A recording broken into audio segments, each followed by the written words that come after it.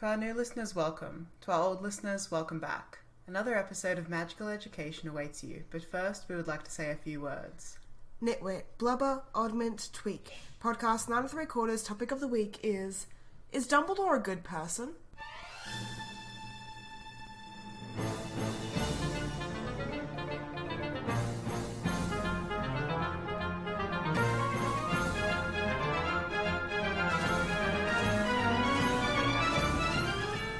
Hey there listeners, I'm Jem, and I think Dumbledore is a good person.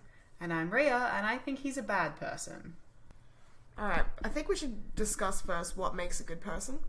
Oh, that's a good idea. First, I have some points to make about, new media in the Harry Potter landscape we should talk about. Yeah, go nuts. Yeah. So, first of all, we said at the beginning of the year that we're done with new HP content, and we're sticking with that. So, neither of us have seen the new Secrets of Dumbledore movie that's come out, and we don't have any plans to see it. That's not going to be relevant to today's episode.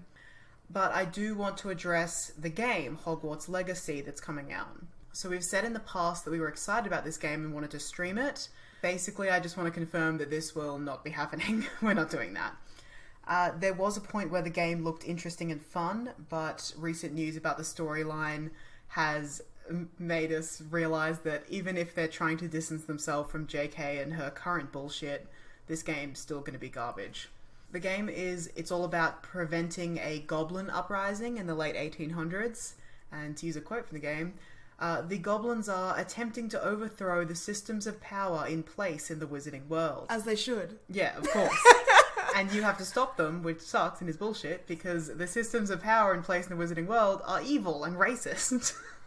That's the point. So, I don't want to play as an oppressor trying to stop a minority from achieving civil rights. Also, Grim. you have a house elf, so you get to play as a slave owner. Great. Perfect. Great. Exactly what I want. So, yeah. This is just, it's terrible. And I think, I don't know enough about the creators, the developers of the game, but I think either they are actively malicious, or else they're so ignorant of the politics surrounding the franchise that their ignorance counts as maliciousness. There's a certain point where remaining ignorant of something is malicious. Mm-hmm. We're done with this game. We're not going to be talking about it anymore. We're not going to be playing it. Yeah, we're sticking by our no new HP content because it's all garbage these days. Mm-hmm. Cool. So, enough about that. What does it take to be a good person? Well, a lesson some of us need to learn, apparently. Well, I mean, this is a topic that could cover more than 12 weeks of philosophy class in uni, but I've reduced it down to about 2 sentences. Cool. Alright. A good person is not a perfect person. A good person is someone who learns from their mistakes and tries every day to improve themselves and the world around them. In brackets. Improvements and morally good behaviour should centre around reducing harm to others in the short and long term. Because someone who tries to improve themselves and the world around them could be doing that by being, the best serial killer. Yeah.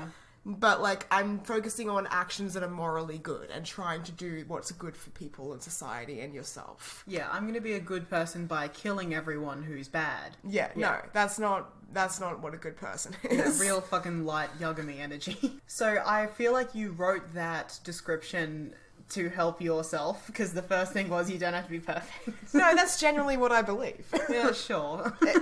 You think that a good person has to be perfect all the time and make only perfect choices and can never make a bad choice? Yes, that is what I think, absolutely. No, I think that, if I was going to be writing a description of a good person, probably one of the things I would include is, doesn't do bad things. Yeah, but people do bad things. I know. We do bad things because we don't know better, or because it's the environment that we're raised in, or we do it by accident. But a good person is someone who recognises that they did a bad thing and makes amends for it, and tries not to do a bad thing again. Sure, alright. I'm going to concede that point. I'm not going to argue against that. Fine. My god. Anyway.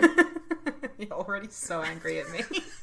I mean, a good person doesn't do bad things. We have a Harry Potter podcast in the year of our Lord 2022. That means we're not good people by your logic. I guess. Which I fully agree with. I don't think I'm a good person.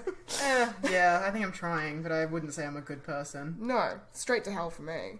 Anyway. Alright, shall we begin? Yeah, do you want to start with good points, or shall I argue that he's bad and you can argue with me? I tend to, create my points based on actual chronology. Okay. I've gone through his life and sort of tried to group it into, going through, like, major actions and, like, do I think it's a good thing that he did? Or, like, can I agree this is a good thing? Yeah, so you've got a better structure. I've just got, like, here's a list of shit that he did in the order that it occurred to me. So let's start with you. Alright, so Albus, when he's young and all the shit happened with his dad killing some muggles for attacking his younger sister, Albus learned not to mention his sister or father in public when he was a young child to reduce suspicion or shame upon his family. I think this is the act of a good person who is trying to be protective of his family in an extremely nosy and small wizarding community that would likely institutionalize his younger sister if they found out the truth about her magical abilities. Yeah, but it definitely does lean into, like, why he's a massive secret keeper as he grows older. Like, if something's a problem, you just keep it to yourself. You keep it quiet, you don't tell anyone about it, you don't reach out for help, none of that. Yeah. Put it in your cap, sweep it under the rug, bottle it all up, and then one day you'll die. Yeah, push it down, don't tell anyone about it. Yeah. Look, I'm not going to judge him because he was probably literally 10 years old when this was happening, like, literally a child, and his entire family, his mother mainly, was saying, like, do not tell anyone about Ariana, do not talk about your father and his reputation, because everyone's like, oh, you guys are all muggle haters, and you guys, like, your father was sent to prison for murdering some muggles. And so the sort of dogma that he was getting is just don't talk about it. We don't want any suspicion against your younger sister. We don't want her being taken away. This is how you protect our family, by keeping it all secret. Yeah, it's not great, but it's a difficult situation to be in. I don't think it's necessarily a judgment on whether or not he's a good person here. It's just sort of explaining his psychology, and I think the way that he would approach it is, I'm doing right by my family by being protective of them and not trying to institutionalize my sister or get them in trouble. So that's just one thing. He arrived at school with a bad reputation overhanging him, as he was a son of a prejudiced muggle hater, in brackets.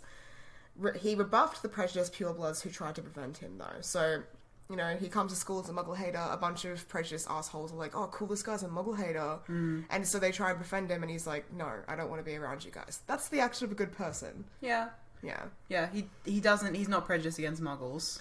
Yeah. Instead, he makes friends with Elphius Dodge, who is pockmarked by dragonpox, and this apparently meant he was a social outcast. No one wanted to be around Elphius Dodge because he might have been infectious and all this sort of stuff. But Albus is like, no, this guy's good, and he makes friends with him. Didn't Dumbledore have something to do with the curing of dragon's pox? We don't know. He found 12 uses for dragon's blood. We don't know if one of those was a cure. Oh, okay. I always assumed maybe, but I don't know where that came from. Yeah, I think I was misremembering the dragon blood thing. Yeah. Yeah. At school, his academic excellence was about him discovering his own talents, for sure, but also he's the oldest son and the new breadwinner of his family. His mum is basically a full-time carer for his younger sister, and he has to make sure that his family can be provided for in some way, shape, or form. This is the way that he can do that and secure a future for them. Okay, when you say that he's the breadwinner, he wasn't literally supporting his family while he was at Hogwarts. No, but, like, him, like, developing his skills and getting all these prospects and getting this attention is like, this is a young, potential, great wizard. It feels good because also he's getting the attention that he wants. He's like a young, talented guy. He's learning his own skills and discovering his own talents. But also it's like, well, you know, if I become successful and I'm able to secure a great living and secure a lot of security in society, then that helps my family too, because I can provide for them. I disagree with that. He wanted to leave his family. Not at this stage. Well, depends when you're saying. If you're saying his when entire he's in Hogwarts school, career, when he's like starting out in school, I'm not getting to that bit yet. Okay, cool. Yeah, but he does eventually lead towards I don't want to deal with my sister anymore. I want to go. He wants to go off and do his own thing. He's all about his own grandeur. Yeah, that was never about trying to support his family. I think it definitely started as like, this is great because I can be me and I get to learn new stuff and I get to flourish, but also I get to one day like provide for my family by this way. I can be like I can give them money and shit. I disagree. I think it was about trying to escape from his family, not trying to care for them. So when his mother dies, he does resent having to stay behind in Godric's Hollow, take care of his sister. I would too. Oh, of course. Like, it would suck because, you know, you have all these dreams. He wanted to go traveling around the world. It sucks for him that he has to stay with a family that is likely not the best family situation. Like, as I said before, he was raised with the idea that keeping secrets and keeping away from everyone is a way of protecting us. So imagine living in that household. Yeah. His sister is like someone who is dangerous and who needs full-time care. Yeah. And, yeah. It's a grim reality. He's not living a good life. And that's no excuse for what happened and the way that he reacted with, like, I don't want to be here, I'm feeling like I'm being tied down. It's just, it does give some insight into his thinking. It doesn't excuse it, it's just, like, you can relate to it a little bit. Like, that would suck. But, yeah, he resents being there. And so then that is where he meets his fucking goth boyfriend, Nazi guy. So Grindelwald comes into the picture. Grindelwald is an extremely brilliant young man, just like himself. And so this is how Dumbledore gets seduced into the alt-right pipeline, for lack of a better term. Yeah, he gets radicalized. So he gets radicalized, and he goes down a rabbit hole. So, what I want to say here, obviously, this is bad. This is the bad person time. Bad person time. Yeah. This is where I make my points. Yeah. Well, do you want to start making points, or do you want me to continue? I'll let you finish your thought. Okay. Bad person time. The only thing I want to say here is, he does learn from his mistake. Like, this is the worst mistake of his life. Yeah. And then second point, like, I'll get more into that throughout the rest of my points. Like, we'll talk about exactly how he learns and exactly what he takes away from this experience. But I will just preface it by saying he does pull himself out of this with the help of his brother. He does make a complete turn in his life, and it forever changes his entire attitude to every aspect of his life forever. Yeah. And puts him on a completely different track in life. And, he changes. My second big point here is how he got pulled into the alt-right pipeline. Okay. The way that he got pulled into it was he was lonely, he was feeling completely disenfranchised, and he found someone who was intelligent and who he could talk to and have a good time with. So he was looking for companionship. He was also in love. Yeah. He fell in love with someone. He was big horny for Grindelwald. He was fucking horned up. He was attracted to this guy. So I just wanted to point out, it's no excuse, obviously. It is absolutely no excuse, but I just wanted to point out an explanation for how this happened, because I think it's a big difference to be looking for companionship and falling in love, and that's how you get pulled into an alt-right pipeline, versus I hate muggles. Yeah. And I'm joining an alt-right group because I hate muggles. And I felt trodden on my whole life, and it's muggles' fault, actually. Yeah. I think it's a big difference. It's a difference between Snape and Dumbledore for me. Okay, well, I'm going to make points there, because there's similarities. There are similarities, but there is a distinct... And that's why when Aberforth does come to his brother and say, look, Gellert Grindelwald's a fuckhead and you're going down a wrong path, and also you're abandoning your duty to your sister, Albus has a moment of realization. He's brought back to reality. He's like, you know what, yeah, you're right, I did fuck up. And when he goes to Grindelwald to say that, that's when things go wrong. So it does take the intervention of his brother, but, like, it's still Albus realizing that as well. Like, he knew it all along, but it took his brother saying to him, like, get out of your own head and look at the reality of the situation. Snape was a different case, and I think that, like, there's a big difference there between, like, being seduced by love and wanting companionship and being seduced by, I fucking hate muggles and it's their fault that my life sucks. Yeah. Like, there's a difference. I want to address more of this. Okay, because the idea of there's a difference in how they're radicalized effectively is true, they are. Yeah. Dumbledore didn't come at it from the angle of I hate muggles and want to destroy them. But the idea of I'm so alone and I'm different and I can't relate to the people around me is absolutely a path. Yeah. It's a pipeline to getting radicalized. Yeah, that's the same. It's the same logic as, you know, I'm so intelligent and erudite and that's why women don't want me and that's why women are all bitches. It's exactly the same. Yeah, yeah. Or like, you know, I'm white, but for some reason I still have problems in my life and that means that it's black people's fault. Yeah. It's the same logic. So, yeah. I just don't want to excuse him. Like, he was getting radicalized. It's, oh, I'm lonely, I'm so sad. Lots of people are lonely. Yeah. The solution isn't team up with Grindelwald. And in terms of he's the same as Snape, like, what I want... No, he's different from Snape. Yeah, the point that I want to make there, because I'm not just saying he's exactly the same, the point that I want to make is he's got the same sort of Snape pattern of behaviour, which is, I'm fine with this until it affects me personally. Snape's like, oh, I'll be a Death Eater until Lily's in danger. Dumbledore's like, oh, in theory, all of Grindelwald's politics and stuff are fine. Like, let's go off and, you know, the world isn't doing things right, but we're smart and powerful, so we should be in charge, and we'll fix everything and we'll make the world right. He's on board with that up until it affects his own family. Until Ariana's in danger, until things are real for him. Ariana's in danger after he changes his mind. Oh, whatever. Until Ariana's vulnerable because he has to leave her then. No. Like...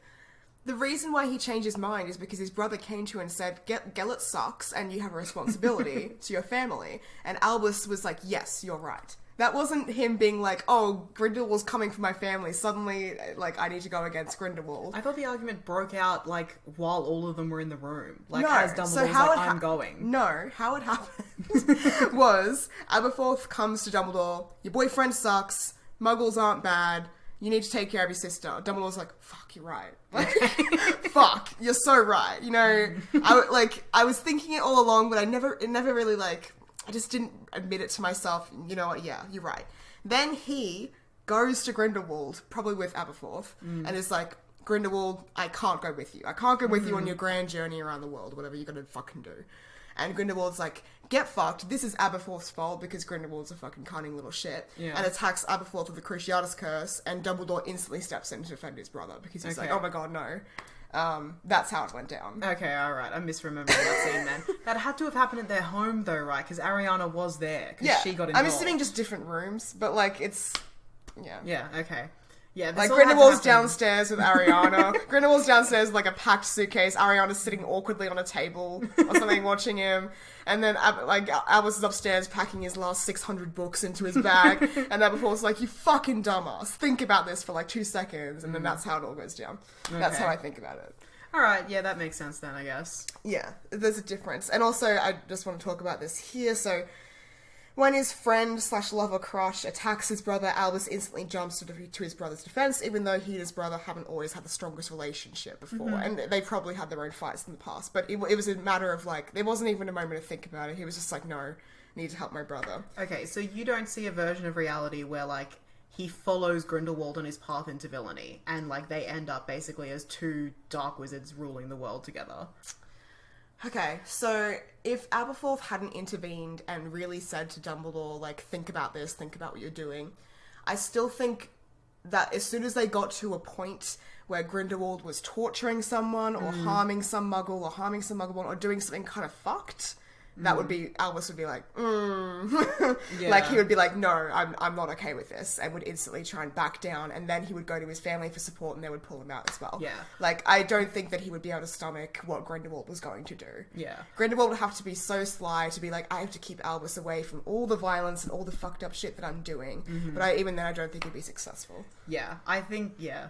The only way that I see it is, like, his love for Grindelwald and the sunk cost fallacy. If he had actually gone with Grindelwald and been like, you know, we're doing this, like, we're basically a revolution, is what they're trying to do. They're trying to take over the world and rule it better.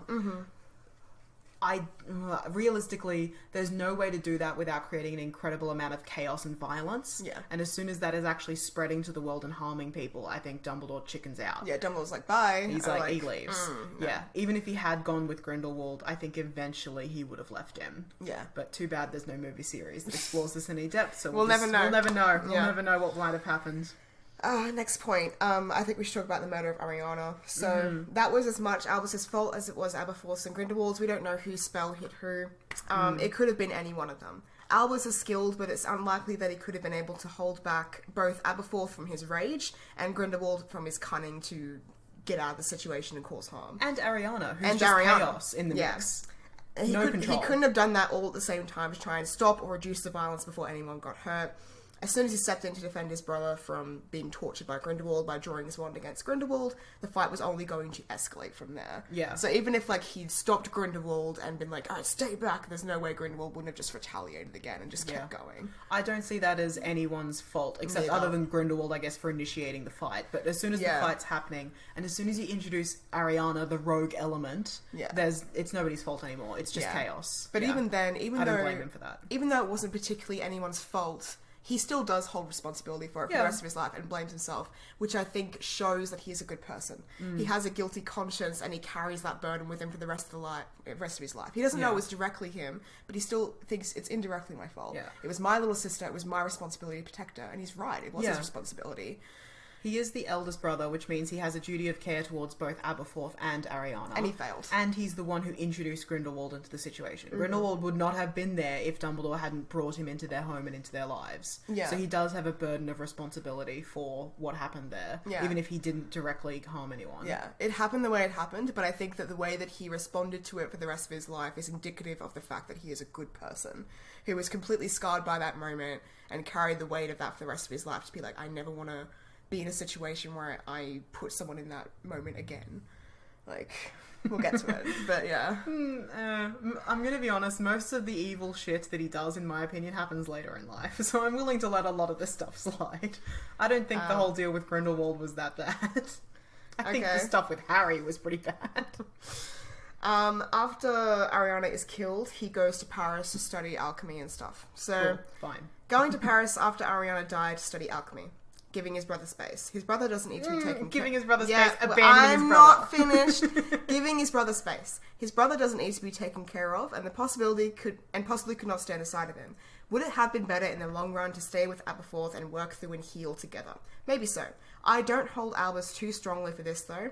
He was probably only 19, deeply grieving himself and not sure how to best approach the situation. I don't think him moving away to grieve and give his angered brother space is the decision of someone who is a bad or selfish person. If anything, I see this as the actions of someone who feels incredibly guilty and responsible for what happened and thinks that it would just be better if he just left entirely because everything he touches turns to dust. Guilt and the weight of responsibility shows to me that this is a good person who is mourning, afraid, and deeply remorseful. I love how all of your points are so structured as if I'm going to attack all of them. I don't think he's a bad person for leaving Aberforth. I definitely don't think that's, like, the best and only thing that he could have possibly done. No. But Aberforth's an adult at this point, right? Yeah, or close enough. Yeah. It's on both of them. Yeah. Like, you know, you both have to be willing to heal and communicate with each other. If Aberforth just blamed Dumbledore for everything... Which he did. For the rest of his life, too. It wasn't like he grew out of it. And never wanted to reconcile. There's only so much that Albus could have done. But that said, I don't think we see any evidence that he did try to reconcile with Aberforth. I think he just avoided the problem for the rest of his life. Yeah. Which is not great. No. Alright, so recognising that Powell had a bad influence on him in the past, so instead of going into a career that would give him more money, security, and power, and despite the fact that there was offers being dropped at his door practically constantly, he decided to go into teaching because here he could use his experience and talents to instead guide and help, rather than pursuing power. Yeah. And glory. Yeah. I think that's a good person move. This is where I start to have problems with Dumbledore. I understand why he didn't seize power when he was offered a role at the Ministry of Magic. A lot of people do argue that that was a dereliction of duty, and he should have taken on that responsibility because, like, you know, part of being a good person is doing things that you don't want to do because it's for the best. Much the same way as he should have taken responsibility for his sister and taken care of her. Like, maybe he should have stepped into a responsible role and taken care of a wizarding society at large. That might have prevented many problems. I don't necessarily see that as a thing. Like, I don't think the only way to be a good person is to be a fucking prime minister. But... especially not in a society like that. Yeah. Like... well, here's the thing. A society like that, there's so many deep systemic issues in the wizarding world. Yeah. He would have had more power to address and remove some of those systemic issues if he was in politics. Maybe. He can change laws and make things better. Like, he has a lot of influence in the wizard world. Like, we see that later on. But... there's no saying, like, you can put a ripe fruit in a bunch of rotten fruit, and it'll probably just affect it. Yeah, like maybe if he got into politics, everything would have been worse, but maybe it would have been better. I tend to lean towards everything would be worse. He knows what he was like when he was seduced by power before, so he's making the moral decision to be like, I can't be trusted with that kind of power. I think I just need to be, like, a guy that teaches kids how to do shit and fucking, like... does my magic and helps people with their homework and stuff. Like, well, which is it? Did he learn his lesson when he was younger and grow and change and become a better person? Or is he, like, so weak in his ideals and values that he can't stand to be exposed to any possible source of corruption? yes. It's both. Yes. Simultaneously. Yeah, we all contain multitudes. Keep up. Like, bullshit. No. You can't be like, oh, I've gotten too used to power. No. I've been exposed to power in the past and I can't be trusted with it again. Nah, that's bullshit. This is how people think. Have you never met a person? I've met a person. I'm not saying Dumbledore is not a realistic, well-rounded person. I'm saying he's a bad person. He can be both. Like, so many of the problems that we see in the wizarding world come from, like stuck bad thinking politicians. I'm thinking of Fudge most of all. Sure. Like, Lucius Malfoy has so much power because he just buys politicians. He buys Fudge. Yeah. Dumbledore couldn't be bought. He doesn't want money. So that would address many of the problems that we see in the series. Sure, I mean, maybe. We can argue all we want about maybes and buts, but we're looking right now at is he a good person based on what happens in the series, not on the potential hypothetical where he becomes Prime Minister. Yeah, I'm saying, and I'm saying that the choice to not become Prime Minister is a point towards bad person. He should have taken more responsibility. I disagree. Okay, and also let's address how he is as headmaster, because the way that he fucking runs that school, dereliction of duty of care. He does not take care of the students.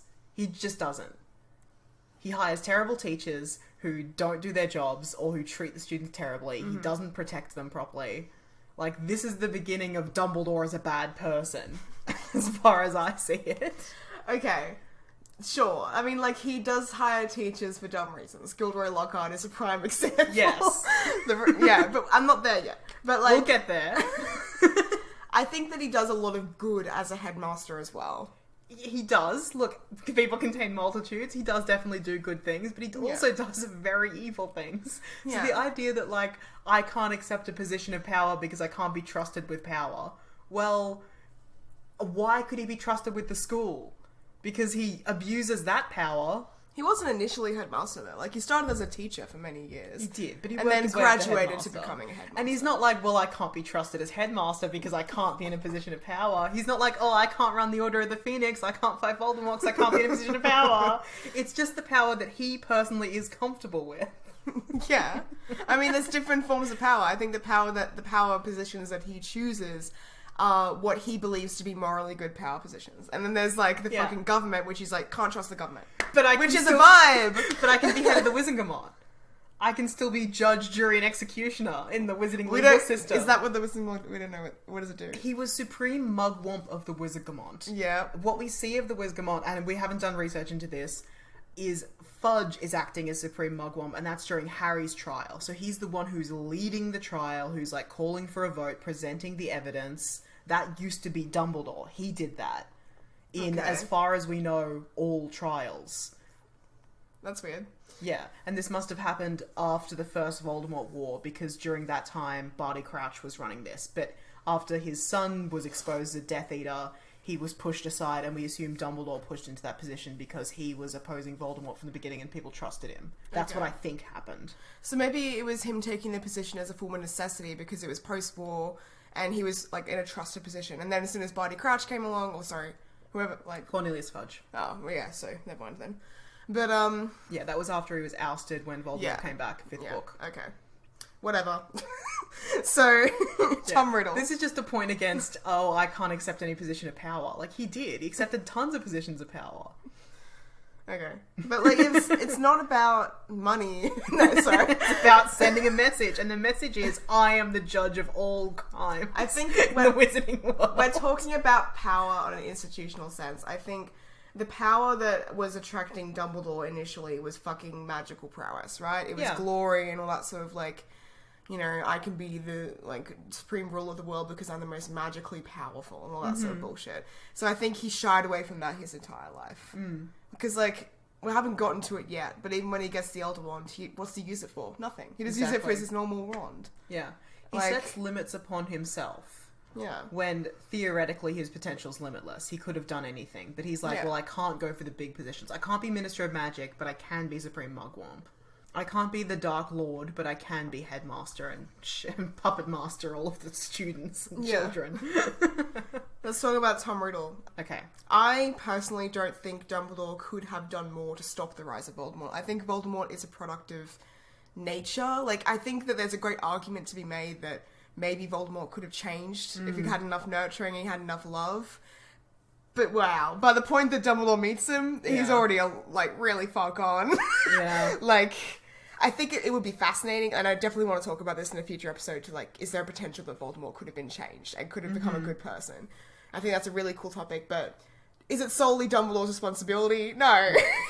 Like, I don't think there's much more he could have done. Like, the fact that Dumbledore picked up pretty much almost instantaneously bad vibes and was like, I'm gonna make sure that this kid, I'm keeping an eye on him throughout all of his schooling, and then when he comes back later in life after he's off being a Nazi in Romania, Dumbledore's like, no, I'm not letting you be a teacher. Like, he's probably one of the only people during Tom Riddle's rise that is, like, bad vibes child. Like, this is, like, like, I'm not going to punish him and stuff like that, but I'm just going to keep an eye on him as he progresses. Yeah. Like, I'm just going to watch him and do nothing. The actions of a good man. He doesn't do nothing. He makes sure he doesn't get hired at Hogwarts. Great. Well done. Well, he wouldn't have... He got less Death Eaters because of that and all this sort of stuff. Yeah. Yeah. All that's needed for evil triumph is for good men to do nothing. Okay. He doesn't do nothing, though. I just said what he did. And he also made sure that, like when Voldemort was getting a bunch of dark creatures, like werewolves, to infect a bunch of children, he was making sure that Lupin could access schooling and stuff like that. He was doing the long-term... He did lots of good during his time as headmaster. He was promoting pro-muggle stuff, and, like, he learned Mermish and stuff, so he's, like, trying to make sure that, like, he sees it, he's a role model. He knows he's a role model in the wizarding community, and he's always, like, I'm always got to make sure that, like, the way that I'm being a role model is showing that we can live alongside muggles, and we can live with Muggleborns together, and we can work together, and we can all live as a community of magic together, and... because he can feel that something fucked up is going to happen with this kid. He's like, Tom Riddle's bad. And, like... Yeah, he's doing stuff in the long term. Yeah, he has done lots of good things. And also Order of the Phoenix and yeah, we'll get there. Let's not rush ahead of ourselves. Okay. So, I loved your point about nature versus nurture, because I agree that if Voldemort was a real life human being, nature versus nurture would really play a difference. But as it is, he was born evil and he died evil. Yeah. Because that's how it works in Harry Potter. Genetic determinism. Yeah, genetic determinism. He was born as a loveless creature and that's how he died. Yeah. So, I would love to say, I really think Dumbledore should have interceded and done more. And I do think that. I think he should have done more, definitely. But... like, but what could he have done? Yeah, in a hypothetical situation where, like, he really took Voldemort, he really took Tom under his wing and he mentored him and he guided him and he did the best that he possibly could, would Tom have still turned out to be Voldemort? Probably. I think probably yes. Yeah. He just maybe would have been a more subtle and maybe even more powerful version of Voldemort. So Voldemort with a gun, you know? Yeah. I don't see Dumbledore as being responsible for the rise of Voldemort. I would have liked him to do more to stop it, but I don't know what he could have done. Yeah. I just think this whole I kept an eye on him is like a bit of bullshit, because he just sort of watched him grow in influence and power and manipulate everyone around him and, like, do something. You know, you just want to grab Dumbledore and shake him? Yeah, that's one of my moments for me. My big problem here is, like, it feels like he's making the same mistakes again. Because he just watched Grindelwald, he got seduced into Grindelwald's thing, and then he spent years watching Grindelwald's rise to power and doing nothing, because he was too in love with Grindelwald to do anything about it, and I will accept no other explanation. Mm-hmm. Forget blood per packs or whatever the fuck. And then, he did the same thing with Voldemort. He just watched Voldemort's rise to power and didn't do anything about it until it was too late. Until you actually had to be fighting him in the streets to deal with it. Yeah. What if Harry had shown up to school and been like, I'm gonna be the next Dark Lord? Would Dumbledore have just fucking watched him again? I think yes. I think he didn't fucking learn. I think, like... Because that's what he does when he thinks Harry's going to be a hero. He's like, well, I'll let him go after the Philosopher's Stone, and I'll let him do this, and I'll let him do that. That's not just watching. That's not him. Like, you choose one. It's either he's passive and just watching Harry become a hero, or he's leaving little seeds and clues and tricks. All right, fair enough. Like, I'll give up on that point. I do think that if Harry had shown up and been sorted into Slytherin and started amassing minions and, like, following the Voldemort trajectory, I do think Dumbledore probably would have just been like, well, there's nothing I can do. No, Harry is his special boy. And he knows that Harry's special because of the prophecy and all this sort of stuff. My special one. My special one. Yeah. So, if Harry had been like, this is a weird hypothetical, but if Harry had been sorted to Slytherin and started amassing minions, I think Dumbledore would have done something to try and pull strings and sway him towards the path of good and heroism. Because he's putting all of his hope and investments into Harry. He's putting his life into making sure that this boy turns out to be the one to defeat the Dark Lord. Yeah, he's kind of like, this is my last chance. This is it. This is the last chance. Like, I think you're wrong there. I don't think he would have manipulated Harry back to the light. One of two things. He either would have been like, well, I gotta get Voldemort's soul out of this boy because it's turned him bad, because that's the stupid answer. Or what he would have done is manipulated everyone around him to deal with Harry. I think his classic move. There's also something to be said here about morality. Like, some people are very morally opposed to murder. Like, we know Dumbledore never kills anyone. I've got points there. Name someone he kills. I've got lots of people that he manipulated into dying. Yeah, okay, that's not the same. But, like, he doesn't directly kill anyone. And, like, I know that that's not the same, like, that's the same for us. Like, you know, for me, if you manipulate someone into killing someone or manipulate someone into dying, that's the same as killing them. It's the same. But other people have very strict moral codes. Dumbledore operates on Batman rules. Yeah. Like, push the guy off a 6-story building, he breaks all of his bones. It's not killing him. That's fine. If he dies of his injuries later, it's got nothing to do with me. It's the same as fucking our flag means death. Like, technically I didn't shoot a man, but I did burn his entire ship down and left him stranded at sea. That's not killing him. Spoilers for our flag means death, I guess. You know, okay, so, like, Dumbledore has never directly killed anyone, and I think that, like, that might just be a morality thing for him. He doesn't want to kill someone because he understands the consequences it has on his soul. Yeah. And also he just thinks it's maybe a reprehensible act. Everyone that he's... Oh, hang on.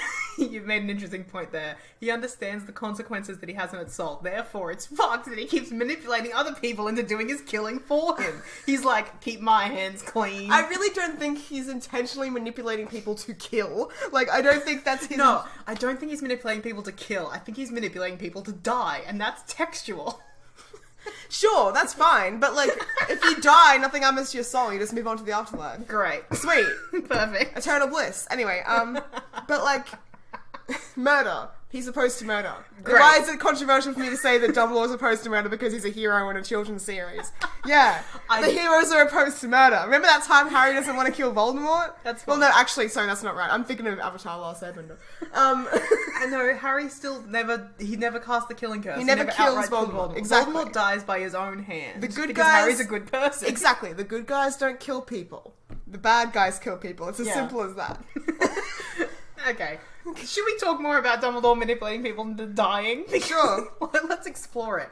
I've got a list of people that Dumbledore, I would say, is at least partially responsible for the death of. Yeah, I can see the list. Ariana, obviously. Yeah, we've talked about this, yeah. James and Lily. He was so involved in that, and we've explored it in depth.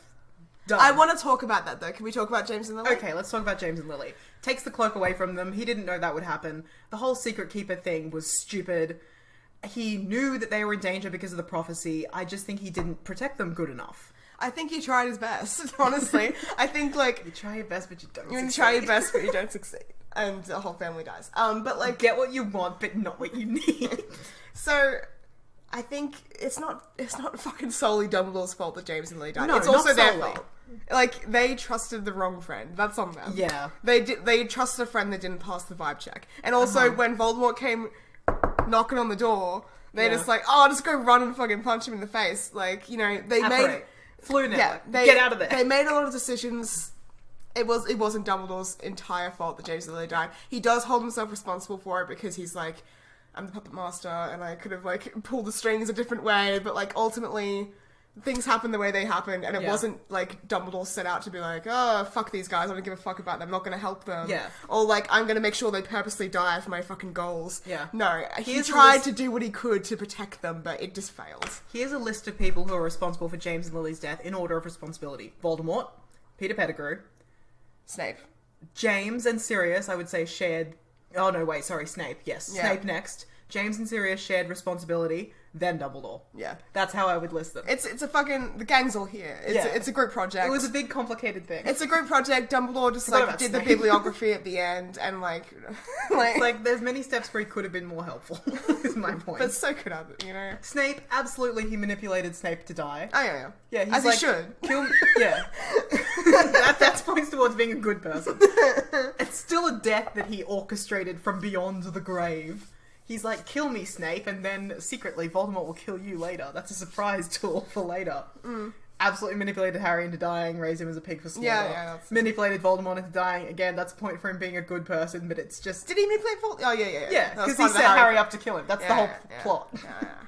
He manipulated Peter Pettigrew into dying. Did he? No, come on. Yeah, he's like, life debts are a thing where they aren't. We've done this whole thing. But that was the laws of the universe. That wasn't Dumbledore being like, oh, I'm gonna give this what are you talking about? Dumbledore didn't orchestrate that. Yeah, okay, we've had this episode before, but I think life debts aren't real. I think Dumbledore told a lie to Harry, and then he was like, to back up that lie later, oh, Peter Pettigrew will want to protect you now because he owes you a life debt. And then later, Harry's like, Peter Pettigrew, you owe me one because you got my parents killed and also you're responsible. Oh, I saved your life. And then Peter hesitates and then he dies. I think I would count that as Dumbledore orchestrating that. Come on, that's a bit of a stretch. Look, they get less good as we go down. I've made my good points. I think that's such a fucking stretch. Dumbledore being like, Harry, you showing mercy to someone is a good thing. And Dumbledore trying to instill in Harry that, like, he shouldn't kill anyone that's a bad person because it's actually a bad thing to do. I think that's actually a good person move. And Puppetmaster. I think that's actually Dumbledore, like, trying to comfort and help and guide this young boy on the right path. And not him, like, fucking pulling strings and orchestrating a death that's going to happen 5 years later. Like, come on! Look, if you don't think he's capable of it, that's fine. I think he is. My God. And he is the one that I have the least evidence for, and there's probably more that I've forgotten. But Charity Burbage, I reckon that Dumbledore got her killed. I reckon he sacrificed her.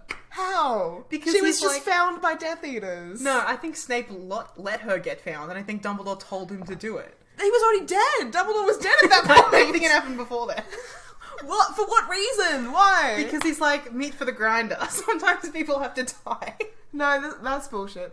Other Fucking people hell. have theorized this as well as me, so I'm saying it, because I think it's a good Other point. people have the wrong opinion on that. Alright, fine. Dumbledore helped Lupin. Lupin was a little boy, and he wanted to go to school, and Dumbledore made sure that he could go to school despite the fact that he was a werewolf. That's a good person move. There's somebody who I forgot to add to my list of people that Dumbledore connects. No, the Dumbledore forces to serve him, is the way that I should phrase that. Lupin.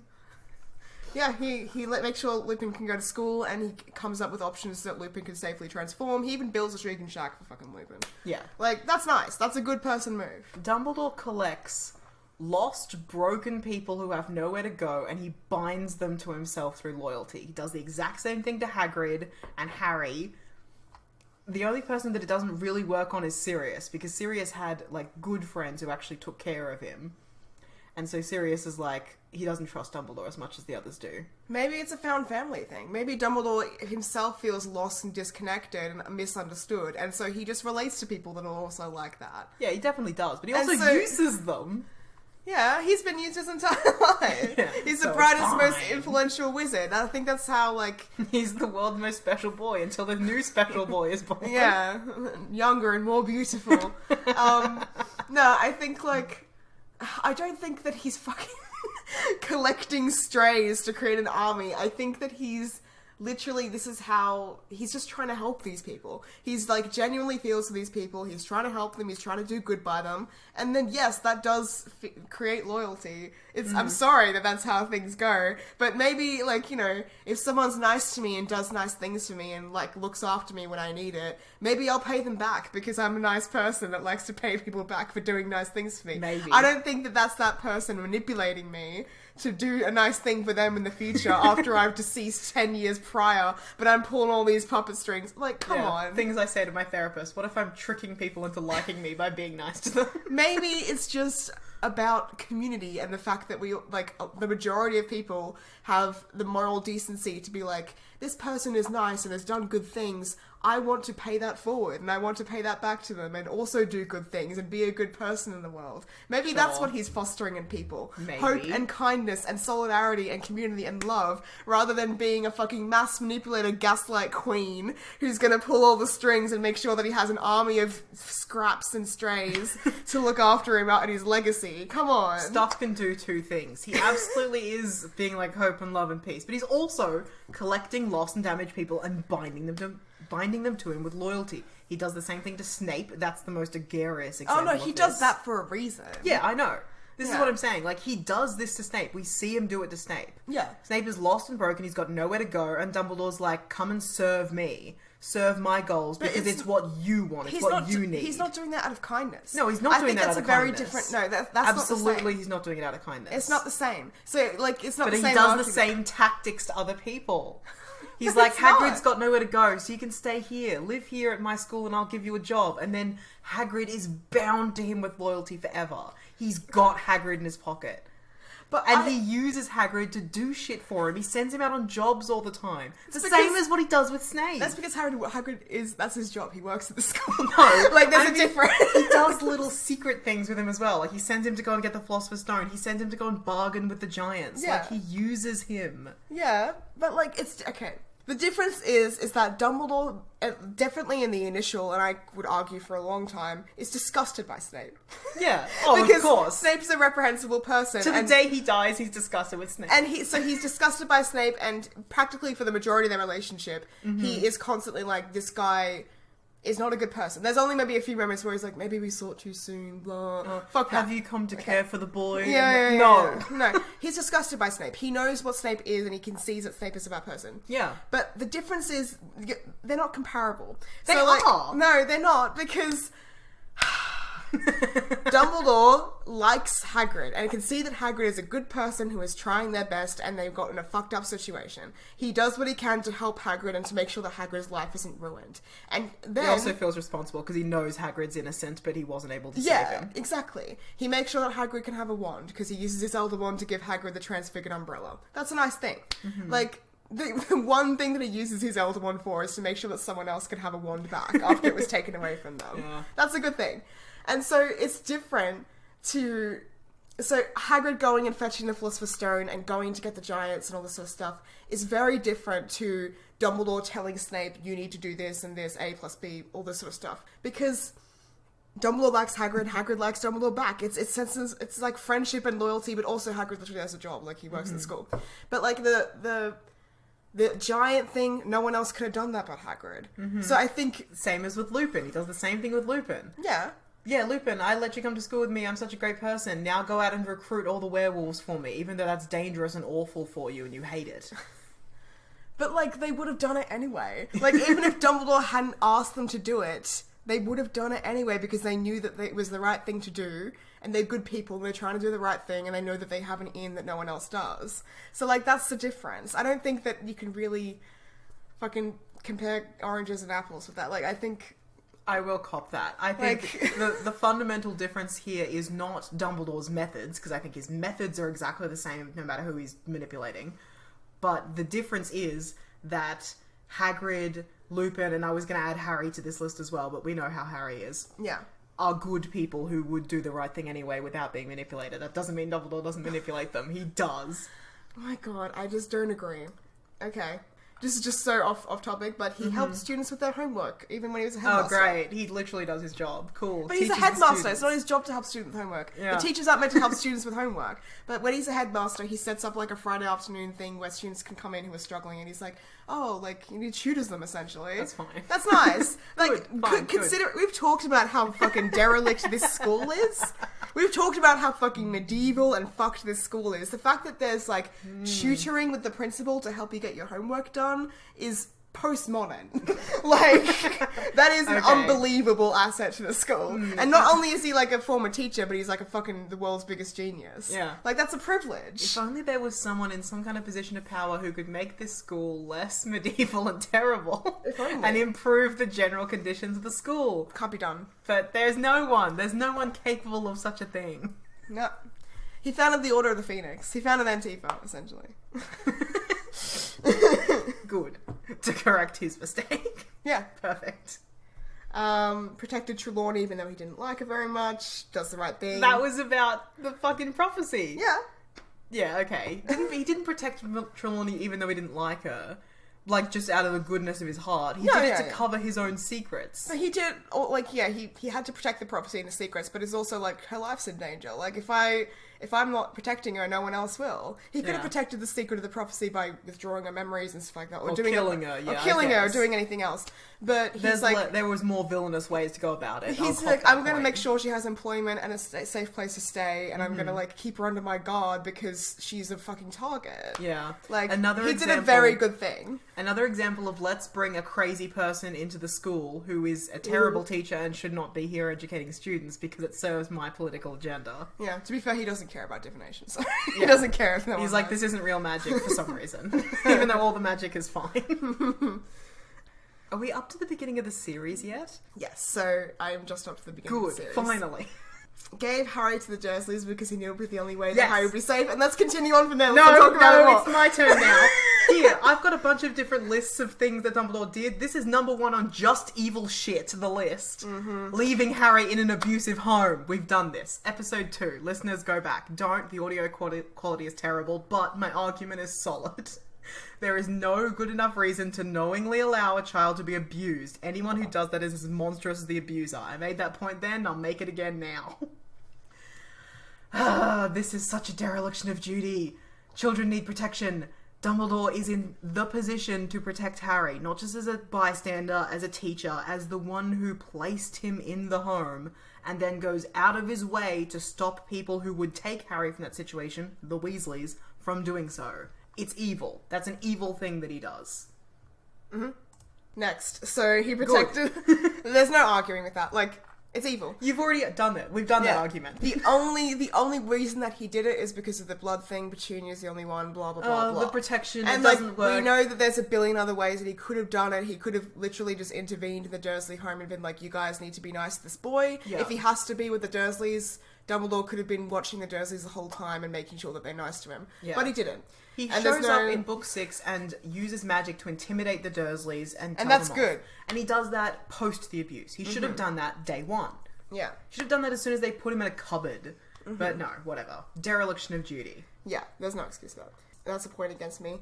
He protected the Philosopher's Stone from getting into Voldemort's grasp. That was a good thing he did. Okay, good. Let's talk about the way he did that. Yeah. Because he's fucking sent children to do it. I just think the ends justify the means. This is number 1 on my puppetmaster list of bad things Dumbledore did. Fucking orchestrating that entire situation as a test for Harry to see if he's good enough to deal with Voldemort. We've said this many, many times. That's straight up what he did. Harry himself recognizes this at age 11. He just doesn't realize how terrible that is because he's 11 years old. And it works. And it worked. Yeah, ends justify the means. Nobody's ever said that who's a bad person. Someone had to do it. Someone had to make sure this... Someone had to do it. This 11-year-old boy and his friends had to do it. Dumbledore, No. couldn't. I mean, Dumbledore was the person who had to do it. He had to make sure that Harry was He fit had to for do the it job. to him. He had to do it to him. He had to make sure that Harry was fit for the job to take down Voldemort. Yeah. Perfect. Great. And also, they were fine. Like, they barely got a scratch on Oh, him. they barely got mortally wounded. They were fine. Ron barely died. Yeah, it's unclear how Ron got hurt. Like, the horse that he was on got stabbed and then he just fell from, like, maybe a meter height. Like, come on. I can fall from a meter height and be fine. And crack your head on the floor and get Yeah, up. like, you know, it's fine. Like, Ron was fine because he's a tough little magic boy. yeah. Great, perfect. Maybe I should smack Ron over the head with a bat, and that's fine because he didn't die. No, because the chess piece did it. If you did, it'd be fucked up. No, but it's fine to send Ron. Okay, so maybe I should send Ron through a gamut of people who might smack him with a thing just to test him. Yeah, no, it's the moral thing again. You're not directly hurting him. Yeah, I'm puppet mastering my way through it. If you're directly hurting them, it's wrong. But if you're indirectly doing it, that's Fine and good. There's According no morals to Jem. there. Reeah says that's evil. No, not according to me. I'm saying according to the morals of the story. Okay. Oh, let's just. Remember, I was talking about this before when you're like, oh, Dumbledore's killed people. I'm like, no, he fucking hasn't. He hasn't gone up to someone and shot them when they're fucking killing I us. remember. This was minutes ago. I just Oh my like that you're God. foisting all responsibility for Dumbledore's actions and their moral weight onto JK. Well, if she wrote it in the books, then that's the way it is, and I can't argue against it. is It what would be it is. impossible to do that. Nobody could ever base an entire podcast on that premise. I just think, like, okay, if we're looking at, like, is he doing the good thing here? I think Dumbledore knows that Harry's gonna go through it, eh? Like, if Voldemort's coming back, he can tell that Harry's gonna have a rough time. So the fact that he's testing him in a controlled environment, pretty good. Like, it's pretty good to make sure that he's up to scratch and that he's, like, a controlled environment. It's in the school. Like, A controlled environment with a plant that could kill him, a troll that could beat well, him to death, it's a his three-headed fault dog. that he didn't befriend Neville, isn't it? Like, he fucking missed that part. If he'd befriended Neville, they wouldn't have been in danger in the fucking slightest. Yeah, of course, you're right. There's no chance that he could have drunk poison during this test. No, Hermione was there. Oh, yeah. Because an 11-year-old could never make a mistake. No. Dereliction of duty. He teaches Harry about the dangers of the Mirror of Erised. That's a very responsible and good thing to do. Hey, this fucked up magical object that drives men insane. It's good to watch a boy look into it for several nights in a row. Yeah, he wants to see, like, he wants Harry to be strong enough and have the moral fortitude to turn away, and when he couldn't, he had to intervene. Yeah, well, I mean... Have you ever knowingly endangered a child over a successive period of nights because you wanted him to learn a lesson and only interceded when he didn't learn the lesson on his own? That's not how you teach children, Jem. You tell them the lesson and guide them through it because they're too small and their tiny brains can't do it on their own. Let's see. He hires Lupin to help confirm his suspicions based on vibes. Let me explain. I wrote hires Lupin just to fuck around and find out. Yeah, that's the same thing. So I think... I wrote this as a puppetmaster bad thing. You're writing it as a good thing. Puppetmaster good thing. Puppetmaster good thing. Good puppet mastering. Like you said before, Dumbledore wasn't as close with Sirius, but I reckon he still got the vibes that Sirius was innocent, right? Yeah. He couldn't prove it, but he knew something was sus. He knew something was sus. And he did nothing with that knowledge for 12 years while an innocent man was in jail. What could he feasibly do? Investigate. Ask Lupin what happened. Everyone involved in it is dead, basically. Except Lupin! I reckon he probably did talk to Lupin, and Lupin says what he thought was true, which was that Sirius must have betrayed everyone. Hey, maybe something that he could have done if he was in some kind of position of power, such as Supreme Mugwump of the Wizgamot, been like, hey, let's reopen all of these cases that went through without a trial. Oh, come on, as if there's documents, as if there's cases in the Wizarding world. As if there's documents, there's memories of the people who were there. We don't need documents. It's magic. Who was there? Tell me who was there. Sirius! Yeah, but they're not going to rely on him. There's no documents because there was no trial. He should be like, let's have a trial for these people. These people who have been sentenced to prison should have gotten a trial. It's my job as Mugwump to give trials. He should have pushed for that. Okay, well, honestly... Yes, that's a thing that he should have done. I just don't know what a mugwump is. And I don't care. And neither do I, but I've said my opinion and that's what we're going with. Well, we don't know that that's what it is. Anyway, so, assuming, because we don't know what a fucking mugwump is, let me get into it. Alright. So, he could have, I think he suspected there was something up there. And I think when Sirius escaped, he knows that the only person that could possibly have anything to do with this or any sort of vibes... Lupin. So he hires Lupin, also because Lupin's down in his luck. But he hires Lupin. Yeah, but he's been down in his luck for a decade now, and he hasn't done anything about it until it was convenient for him. Yeah, well, Gilderoy had his lesson learned, and then it was time to find a new teacher. We skipped over Gilderoy. We touched on Gilderoy before. Yeah. Said it was fucked. Yeah, it's bad. Hiring Lockhart for personal revenge is a bad thing that he did. Yeah, that's the point against me. Good. So I just feel like we didn't fully emphasize the points that form my argument. It feels like you tried to gloss over it. Well, it's my job to gloss over, and it's your job to pick. Good, I did. Job done. Fuck. Alright, where was I going with... You fucking keep interrupting me. Let me finish. That's my job. No, it's not. Let me finish my point. So, he hires Lupin to confirm his suspicions based on vibes. He knows Lupin's probably the only one who could have some possible insight or in into this, so he makes sure that when Sirius Black escapes, he hires Lupin to be like, well, if there's going to be any justice served or any sort of innocence found, I should have Lupin here so that, like, you know, Lupin can get to the bottom of it and I can help him and stuff like that. Mm-hmm. Thank you. I think that's a bad thing. You think that's a good thing? I think it's a good thing. It helps get a man out of, like, well, not get him out of prison. It helps... It helps reveal the innocence of an innocent man and make sure that Harry can be reunited with his godfather, etc. I really feel like you could have done more here. I also feel like you could have taken...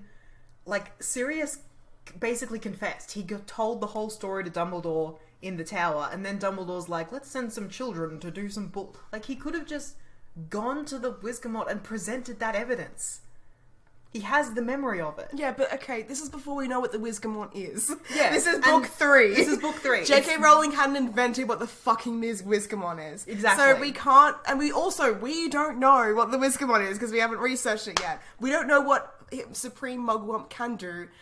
God, fucking... In the 5th book, when Cornelius Fudge is Supreme Mugwump, we don't know how much of his powers are him being Supreme Mugwump, and how much of his powers are him being a corrupt, tyrannical ruler of the government. So we don't understand exactly what the fucking Mugwump can do, so you can't keep going back to being like, oh, Dumbledore's the legal system. He's fucking not. Throughout the series, when is he the legal system?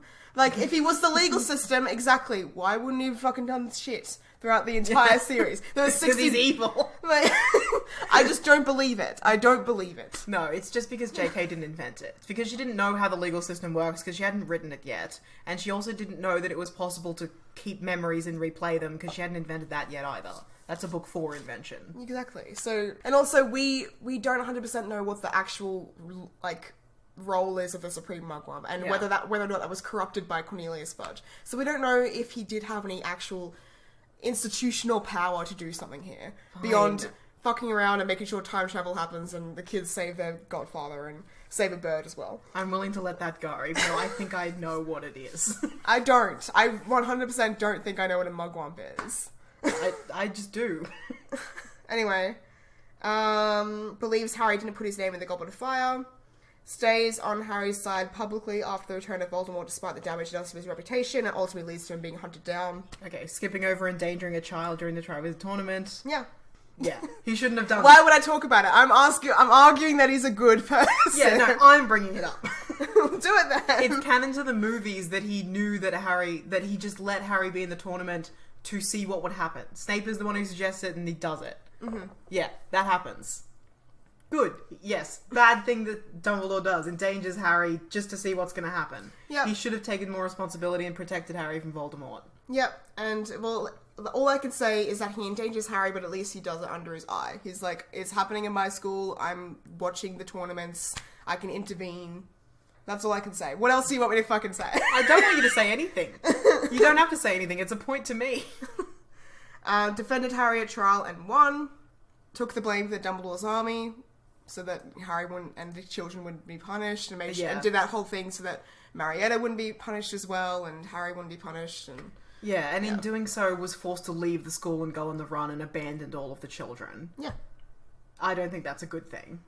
I think, like, he fucking took it as it was. Like, he was presented with an impossible situation in which Harry might have been fucking imprisoned. I don't know what the laws were at this time, but Harry was in deep heat. So was this young girl. I think that he did what he could to protect the students, even though it was, like, not the best option. But, like, what else could he have done? What else could he have done to protect the students in that situation? He was going to be taken to Azkaban. Yes, fine. Treatment of the Dursleys when he came to pick up Harry. I think that's good. I think it's bad.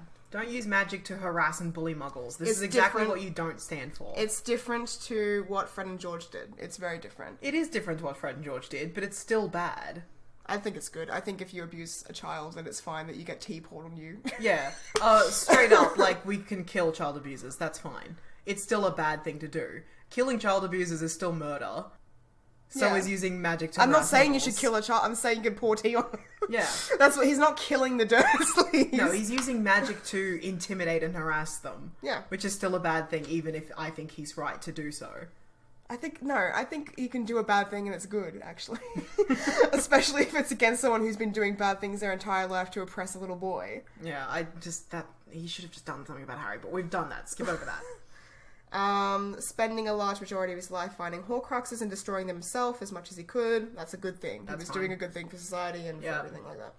Not damning Snape for killing him, ensuring that Snape's soul would remain undamaged, even though this is a person that he thinks is despicable. He wants to make sure that Snape won't go to hell, or whatever you want to call it.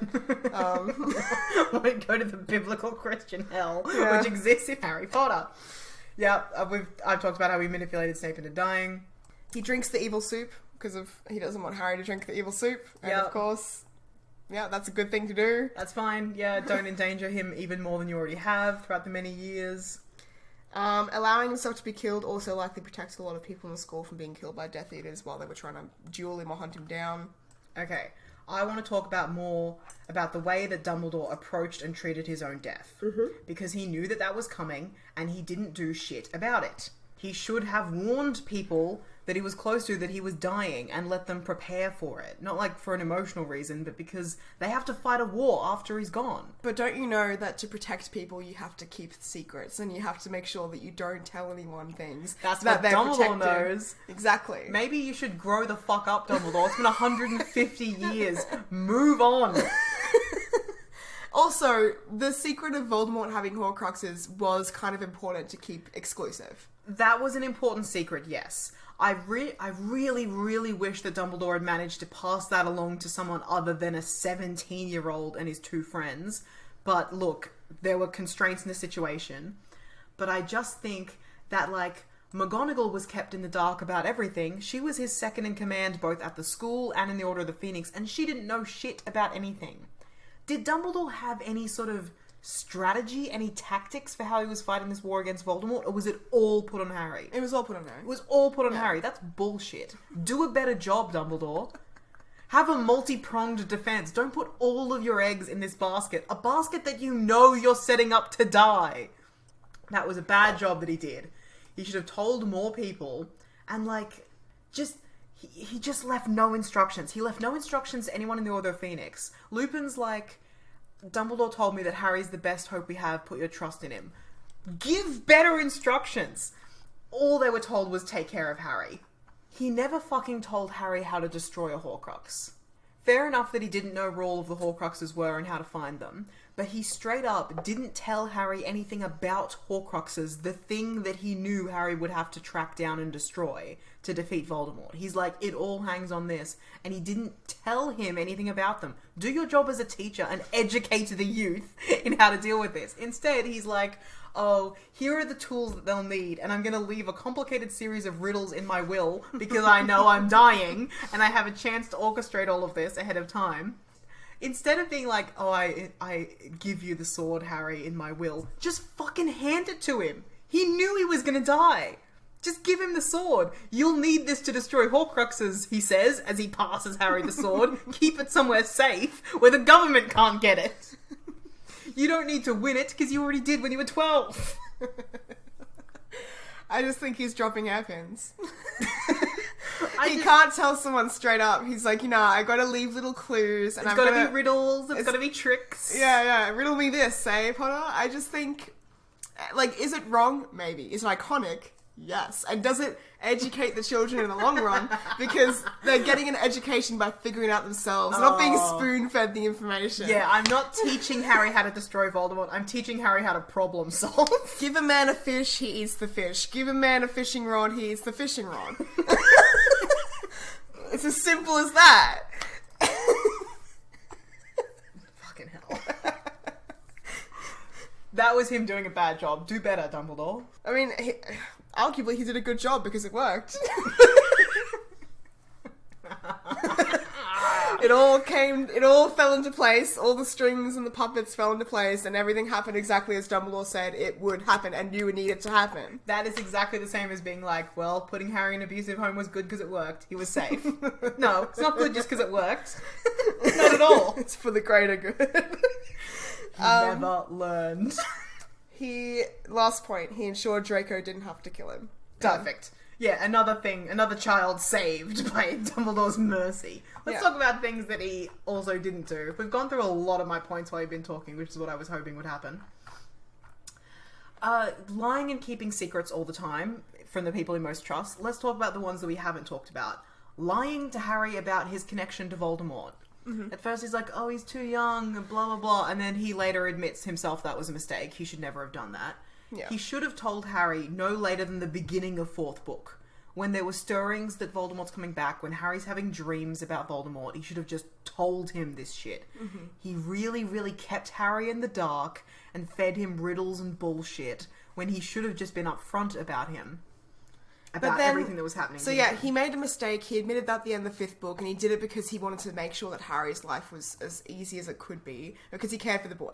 But then, what did I say at the beginning? What makes a good person? They make a mistake. Mm-hmm. Like, they're not perfect people. They can make mistakes, but they learn from that mistake. And he did. The 6th book, he spent so much time training Harry and giving Harry information. And not giving him all the information. Not telling him how to destroy Horcruxes. He did the same exact shit again. And also, he cared about Harry, sure. Yeah. But he never really, really trusted Harry. Because he never told Harry anything personal about himself. Like, all the way back to Harry's asking him about the Mirror of Erised, and no, I don't expect him to dump all of his intimate, personal family trauma on Harry. Sure. Yeah. But, like, as simple as, I also see loved ones I've lost. Like, a moment of connection with Harry. That would have been great. He said he has to be, like, making a funny little joke about socks. I'm such a kooky old man. But don't you know, to protect people, you have to keep all your secrets inside. Yeah. And never tell anyone. See, he never trusts Harry because he tells... Okay. This is the difference between treating Harry as a person and treating Harry as a tool. Yeah. Dumbledore treats Harry as a tool because he gives him instructions and he gives him a mission and he sends him off. He doesn't treat him as a person because trusting him involves being vulnerable. When you trust someone, you open yourself up to harm. And Dumbledore never does that. He never lets anyone in. This is why he doesn't tell McGonagall or Lupin shit. But also he can't, because he's worried that Harry's a Horcrux. And what if Harry learns too much and then, like, the Voldemort part learns more about Dumbledore and then uses that to win the war and stuff like that? Bullshit mistakes. Train Harry in occlumency if you're worried about that, but he doesn't. Well, he can't because Voldemort can get him to his mind. It's easy. Yeah, he could have done it from fucking age 11. He could have been like Harry, private lessons with Dumbledore where you learn occlumency because you're special. But he didn't want to do it because he wanted Harry to have a good and happy life, even though he knew that was impossible from day one, because he was raising him as a pig to the slaughter. Dumbledore did evil shit. The pig never sees the knife. A happy pig never sees a knife before it Oh, comes. great. I'm so glad Harry got to be a happy pig. Perfect. That's exactly what our boy deserved. You know what he is? That's some pig right there. No. Dumbledore was too worried about anyone seeing him in a negative light. He just kept all of his secrets locked up. Because he was a puppet master who manipulated everyone. Also, let's talk about keeping Snape's secret. He keeps telling everyone who asks, we can trust Snape, we can trust Snape. We know that that's bullshit. You can't trust Snape. The only reason why he keeps Snape in the school is because he's got dirt on Snape and he can manipulate him and he can force him to do anything he wants. Snape is his pawn in the school. For that to be the case, Snape has to be in the school. So therefore, Dumbledore is exposing all of the children to Snape's horrible abusive behaviour that he never does shit about. He should be like, hey Snape, don't poison the students. Hey Snape, stop unfairly favouring the houses more so than is an expected part of your job as a teacher, because they all do that bullshit. He allows this horrible person to be horrible in the school. Dereliction of his duty of care to the students.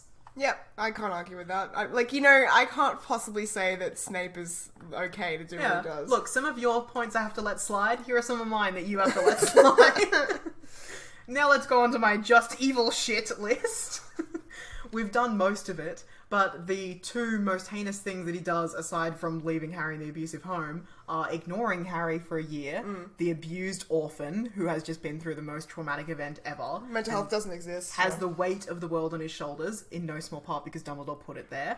Oh, what should I do? I should isolate him and leave him alone to deal with it all on his own. That'll go well. Leaving like a father, running like water, Yeah. Harry could have very easily snapped under the pressure of that, just fucking lost his mind, or else lashed out and hurt somebody, or himself. Things that almost definitely happened. Or he could have turned evil. He could have just gone dark, because that's a thing that happens. Yeah. But also, it left him open to being controlled and manipulated by Voldemort, which is what happens in the book. Failure. Dumbledore should have done better. He failed. And my final point, the most evil thing that Dumbledore ever did, raised Harry like a pig for the slaughter. Yeah. Again, textual. He doesn't even deny it. Yeah. Snape is like, you've raised him as a pig for the slaughter, and Dumbledore deflects. Is like, oh, you care about the boy now? He's straight up. Oh, you fucking pussy! You care about him? Oh, big man here cares about the boy being raised like a pig for slaughter. Go fuck yourself, you little pussy. Yeah. Dumbledore is like, oh, I'm a puppet master. Nobody can ever think ill of me. Let's just change the subject. Let's talk about your feelings, Severus, instead of how I am raising this boy like a pig for the slaughter. Doesn't even deny it. The bastard. Gaslight, gatekeep, girl boss. What can I say? It is evil. It is the things that he does to Harry is evil. Fighting a war with children is evil. Using Harry as a pawn to defeat Voldemort is evil. Manipulating and lying to everyone around you as some grand chess game because you never got over the trauma of your own childhood is an evil thing to do. I don't think it's because he never got over the trauma of his own childhood. I think it's because you have been saying the entire time the reason he doesn't reach out and get help from other people is because of what happened. Okay, let me say, I'm not finished. Alright. The reason why he did what he did is not because of the trauma of his childhood. It's because he had to do it to save the world. But the way that he did it is because of the trauma of his childhood. Let's not forget. Thank you. Okay. In conclusion, Dumbledore is a deeply morally grey character who does both good and bad things, and you can't say one way or the other if he's good or evil. But he definitely is daft, and he definitely is dangerous. Yeah. Well, I've been Jem, and He's probably the most evil gay character, do you think? Oh, wait, maybe there's more evil gay characters I can think of off the top of my head. Oh, yeah, let's just go through all the queer characters in Harry Potter. No, I meant just in the canon. Just in the world? Yeah. Well, the most evil gay character of all time is me. Maybe he's evil because he's gay. Have we considered that? Have we considered the reason why he lies and manipulates and doesn't let anyone in is because he's gay? Yeah. Yeah, of course. That's meta, that's textual. Good. Yeah. I've been Reeah, and Dumbledore being evil just wasn't relevant to Harry's journey.